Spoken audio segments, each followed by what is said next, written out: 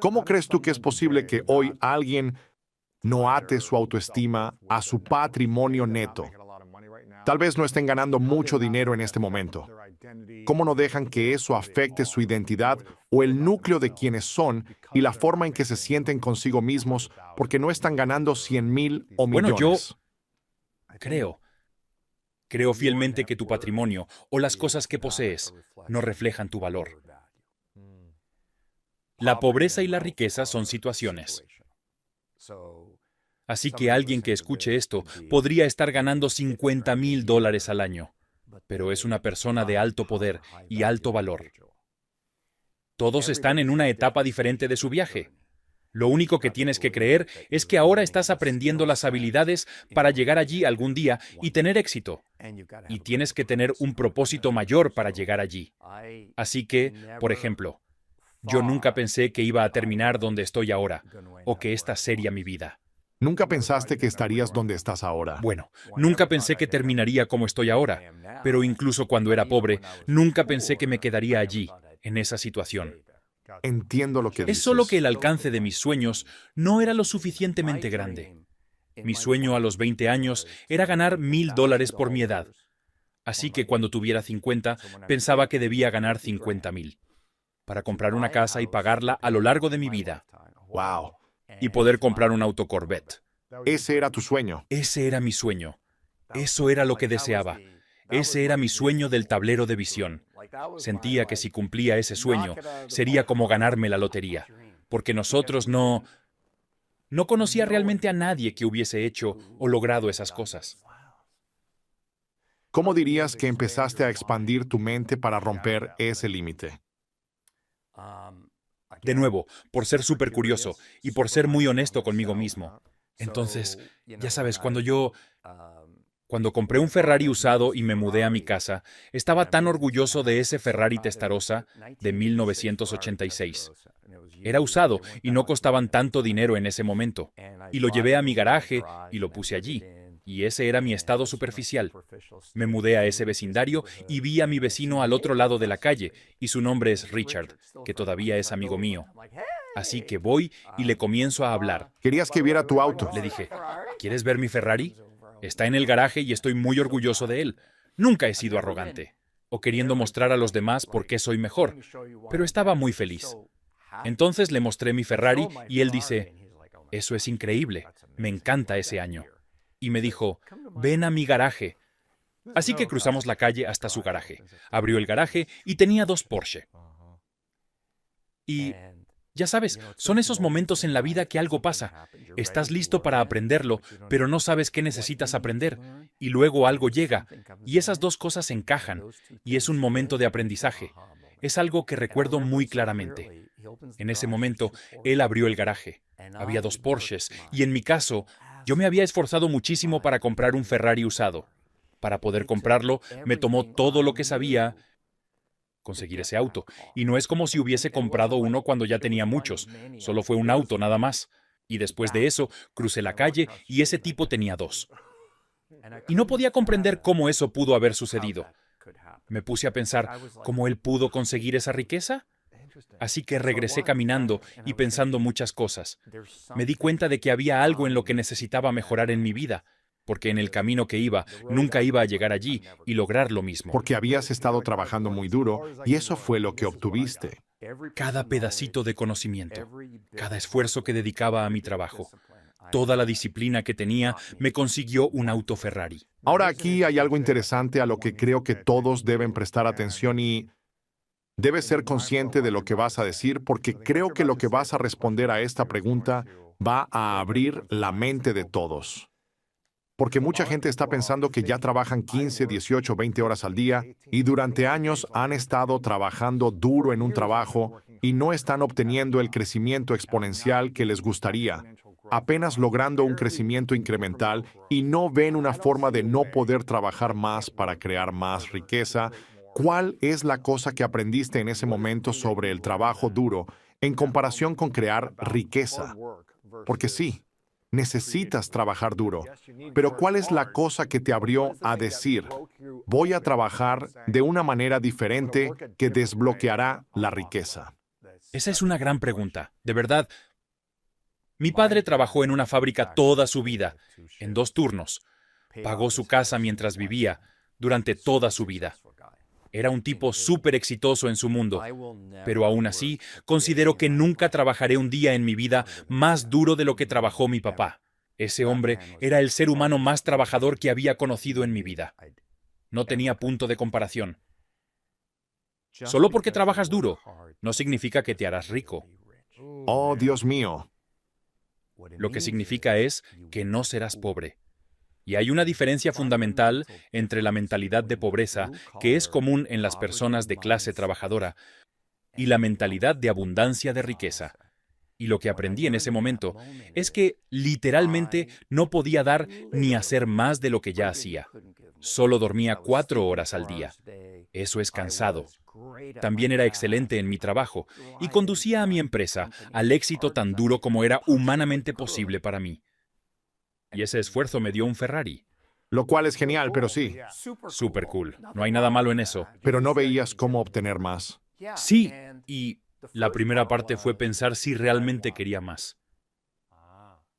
Debía pensar si eso era importante para mí. Y la gente lo malinterpreta y dicen que si les gustaría tener más Ferraris o algunos lujos.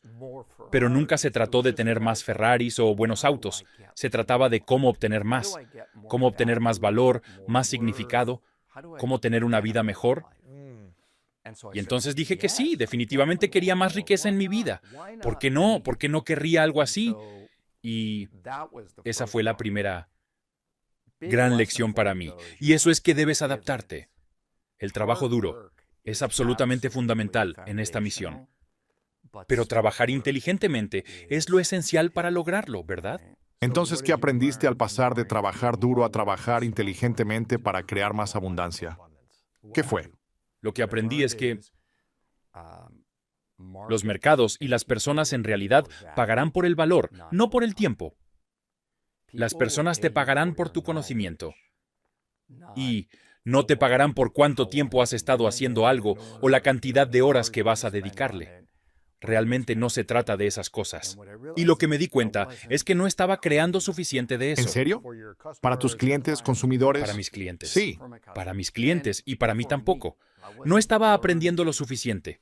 Y es gracioso, de hecho, terminé asistiendo a un seminario de Tony Robbins, lo cual fue realmente revelador para mí, porque nunca había experimentado algo así antes y todo el tiempo pensé que era un hombre bastante motivado y también un tipo funcional. Oh, Y luego tengo una historia muy interesante ¿cuántos para años ti. tenías? Creo que tenía 26 años Quiero o escuchar la 27. historia porque tengo una similar. Entonces escuché hablar sobre este tipo llamado Tony Robbins. Y esto fue al inicio de su carrera. Él era muy popular. Era más grande que la vida. Él iba a presentarse en Toronto. Y compré boletos con 4 amigos. Solo uno de nosotros compró un boleto y se presentó. Wow. Todos mis amigos decían que ir a esas convenciones era una pérdida de tiempo. Así que fui allí y compré el boleto más costoso, en primera fila y todo. Y Tony entró al lugar. Y fue como... Y yo estaba... Pensé, wow, ¿así se siente la alta energía? Ese tipo exudaba energía transformacional. Wow. Me di cuenta de algo importante. Lo que me di cuenta es que toda mi energía era interna. Estaba haciendo un gran trabajo, influyéndome a mí mismo, mejorándome a mí mismo y a mi propio interior. Escuché todo lo que Tony decía y me di cuenta de que necesitaba mejorar a otras personas. Así que necesitaba mejorar a mis empleados. Necesitaba mejorar a las personas con las que trabajaba. Necesitaba que mejoráramos en conjunto. ¿Sabes? Y luego necesitaba llevar transformación a mis clientes de igual manera.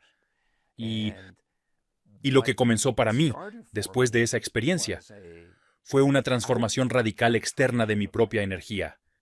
Antes de eso, estaba muy motivado por mi cuenta, pero si me conocías, no te habrías ido pensando, oh Dios mío, ese tipo es sorprendente. Después de eso, me conocías y decías, wow, ese tipo está lleno de alegría y buena energía. Y comencé a modificar y cambiar nuestro discurso estándar de ventas a nuestros clientes.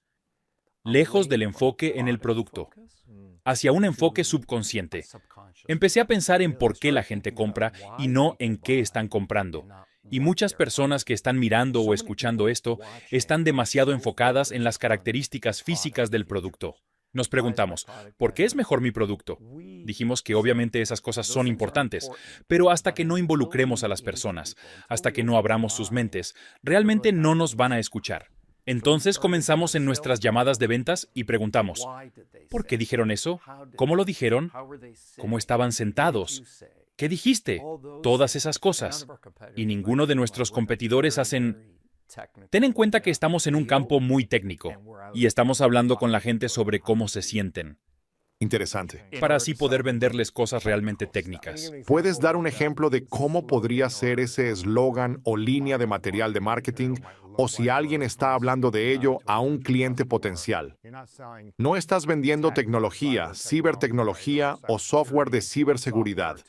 Entonces, ¿qué estás vendiendo? Estamos vendiendo comodidad y también estamos vendiendo seguridad. ¿Sabes? Podemos decir que los buenos vendedores venden características, pero los grandes vendedores venden resultados. Y los verdaderos grandes vendedores venden sentimientos. Entonces, lo que hice fue cambiar de dirección en nuestra empresa. Y le dije a los demás empleados, si lo único que obtienes de la llamada de ventas es que el cliente se sienta mejor, entonces hemos logrado algo bueno, porque eso te da la oportunidad de realizar otra llamada. Y sabes que hay un dicho que dice que la gente nunca recuerda lo que dices, pero lo que sí recuerdan es cómo los hiciste sentir. Y cuando vendí mi primera empresa a AT&T, esta es una historia interesante. Todo lo que he aprendido sobre negocios, lo he aprendido por mi cuenta. Tengo un título en literatura clásica inglesa. Vendí mi primera empresa a una multinacional de telecomunicaciones por $32 millones. Más dinero del que podría haber ¿Qué imaginado. edad tenías en ese entonces? 35, 34 Sí. años. $32 millones para un niño que quería ganar $50,000. Es mucho dinero. ¿Sí? Entonces AT&T hacen la debida diligencia en el negocio y contratan una empresa externa. De todos modos, para resumir la historia, me llamaron y me dijeron que había un problema. Y les pregunté, ¿cuál es el problema? Dijeron, bueno, contratamos a una empresa externa, revisamos tus sistemas, analizamos cómo manejas los boletos y todo, y lo medimos con todas tus respuestas de los clientes, y no es genial. Entonces estaba pensando que no iba a obtener los $32 millones. Así que estaba pensando, y dije sí, les preguntaron a los clientes si volverían a comprarme de nuevo o no. Y ellos dijeron que sí lo hicieron. Entonces pasaron a la última página y dijeron que el 97% de los clientes dijeron que comprarían de nuevo a pesar de todo. Y dije si les preguntaron la razón de ello, y dijeron que sí. Dijeron dos razones. Una, porque los hice sentir felices. Y dos, creían que sí, tenían un problema, haríamos lo posible para cuidarlos bien. Guau. Entonces, eso te hace pensar en cuántas personas están comenzando un negocio, alguna empresa, y cuántas personas tienen un producto o servicio que no conecta emocionalmente con sus clientes. Eso es hermoso. Especialmente en el mundo de la tecnología. ¿Cómo puedes humanizarlo? Hacer que un producto o servicio de ese tipo genere un sentimiento donde no parece que debería. No es solo con respecto a la tecnología, es como... ¿Ves el comercio minorista hoy? Acabo de hacer una entrevista con Forbes o alguien sobre esto, y el periodista me dijo que ellos piensan que el comercio minorista está muerto, y yo no creo que lo esté. Creo que vamos a ver un resurgimiento en el comercio minorista, pero no creo que la gente vaya al centro comercial para mirar alrededor o para ver qué tiendas hay. Creo que las personas que dependen de la ubicación para sobrevivir van a tener problemas. Pero algunas marcas tienen conexión emocional. Por ejemplo, conduciré hasta un centro comercial para comprar en Lululemon. Voy a conducir a un centro comercial para comprar ganso enlatado porque esas marcas me atraen. Así que creo que está en todo. Creo que está en tecnología. Creo que está en moda. Lo vemos en Sí. Shark Tank. Sí. Esto ha sido fascinante, Robert. Me alegra que seas tan honesto. Me quedan un par de preguntas para ti. Hay tantas cosas de las que me gustaría hablar, pero hay algunas cosas a las que quiero asegurarme de mencionar. Una es la fe, y quiero hablar un poco sobre eso. ¿Cuánto crees que ha influido en tu vida desde la infancia hasta ahora la fe en Dios, en la religión o en el universo? ¿Y cuánta conciencia entregas para cultivar tu propia fe? Y también, ¿cuánta conciencia inviertes en lo que vas a crear para el futuro de tu vida? Sí, esa es una gran pregunta. Para ser honesto contigo, he tenido problemas con mi fe a lo largo de toda mi vida. No es fácil. Comencé siendo una persona muy religiosa, tanto que incluso fui monaguillo durante muchos años, pero me volví muy cínico al respecto. Me convertí en un cristiano superficial, esencialmente, lo que significaba que solo creía en mi Dios y en mi fe cuando me era conveniente, cuando quería algo. Y después de portarme así, pasé por un momento demasiado horrible en mi vida. Y encontré mi fe nuevamente. Te habías ido. Eras cínico. Me había ido, era cínico. Yo creía que en realidad no necesitaba a Dios, ni mantener la fe, ni nada de esas cosas en mi vida. Creía que tenía el control de mi propio destino y de cómo sucedían las cosas. Y eso es cierto. Pero hay un plan mayor. ¿Cuál fue la época en la que sentiste que fue una temporada difícil para ti? Fue en el año 2014. Estaba pasando por un momento realmente difícil en mi vida. Fue una temporada tan mala, hasta el punto en que no pensé que el sol volvería a salir y no tendría solución. Y ¿Pensamientos suicidas? en realidad sí, como que consideré el suicidio. Estuve cerca de hacerlo, fue algo muy malo. Y ya sabes, me conoces un poco ahora. Siempre he sido un chico feliz. Y siempre he creído que era un superhéroe como Superman o como en las películas. Y lo perdí todo como si me diera cuenta de que tenía kriptonita, ya sabes, como en las historias. Estaba simplemente bajando cada vez más, llegando al fondo. Y un buen amigo mío, John, me vio cayendo. ¿Cómo? Como si fuera una cáscara de lo que antes solía ser Robert. ¿Te refieres a emocionalmente? ¿Era alcohol o drogas? ¿O era simplemente ataques de pánico, Emocional. ansiedad Solo era o emocional. depresión? Estaba pasando por un divorcio horrible. Y, ya sabes, era por cosas familiares y ese tipo era simplemente horrible. Y John, mi amigo que mencioné, gracias a Dios, es sacerdote y me dijo, necesito que vayas a algún lugar. Y tienes que tener fe en mí. Debes confiar en mí para poder ir al lugar que te digo que vayas. Así que hice lo que me dijo. Viajé hasta Seattle, en mi avión privado súper elegante. Y bajé del avión y conocí a uno de sus amigos, que era pastor, en Seattle. Y luego me llevaron a una misión para personas sin hogar en la que trabajaría por un tiempo. Y pasé un mes entero en ese lugar. Pasé las primeras semanas en la misión, luego conseguí un hotel y fue algo completamente transformador. Guau. Sí. Estuviste al servicio de las personas sin hogar en esa ciudad por un mes. Bueno, creo que lo primero fue que, por horrible e indiferente que esto suene, sentía mucha pena y vergüenza por mí mismo. Que ver a personas que estaban peor que yo.